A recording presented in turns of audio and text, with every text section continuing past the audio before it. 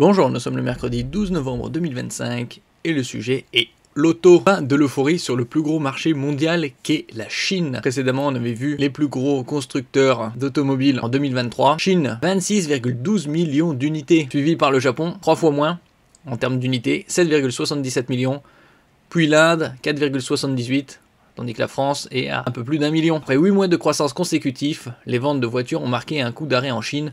La faute à la baisse d'avantages fiscaux et d'aides de l'État. Comme partout ailleurs dans le monde, une fois que les avantages fiscaux et les baisses des aides de l'État arrivent, c'est la chute des ventes. N'oubliez pas de vous abonner pour plus de news nationales, européennes et internationales sur ce monde merveilleux dans lequel nous vivons. Les ventes de voitures en Chine ont baissé en octobre sur un an, interrompant 8 mois de croissance consécutifs, la réduction des exemptions fiscales et des aides d'État ayant grevé la confiance des ménages sur le plus grand marché automobile du monde. Les ventes de voitures ont enregistré une baisse de 0,8% pour atteindre 2,27 millions d'unités le mois dernier, après une progression de 6,6% en septembre, selon les données de l'association chinoise des voitures particulières CPCA, publiées lundi. BYD, Build Your Dream, toujours en baisse. La croissance des ventes de véhicules électriques VE et de véhicules hybrides rechargeables HEV, des plug-in hybrid Electric Vehicle, ralenti à 7,3% sur un an, après plus 15,5% en septembre. Face à la réduction de moitié à partir de 2026 des avantages fiscaux à l'achat de VE et PHEV, qui peuvent actuellement aller jusqu'à 30 000 yuan, c'est-à-dire 3611,48 euros, les constructeurs comme Xiaomi, NIO et Li Auto proposaient des subventions pouvant atteindre 15 000 yuan pour encourager les commandes à être livrées l'année prochaine. Alors que le programme de stimulation des reprises automobiles mis en place par Pékin ou Beijing proche de son terme, près de 20 provinces et villes chinoises ont suspendu ou restreint les subventions dans l'activité d'achat des consommateurs. Selon Hui Dongshu, secrétaire général de la CPCA, les jeunes ne sont pas très enthousiastes à l'idée d'acheter une voiture, ce qui se traduit également par une pénurie de nouveaux acheteurs. Il ajouté, les ventes de BYD, qui domine le marché des véhicules électriques VE en Chine, ont accusé une nouvelle baisse le mois dernier, tandis que celles de ses concurrents Geely et Leapmotor ont battu des records, mettant au défi le constructeur électrique chinois dans le segment des véhicules à petit budget.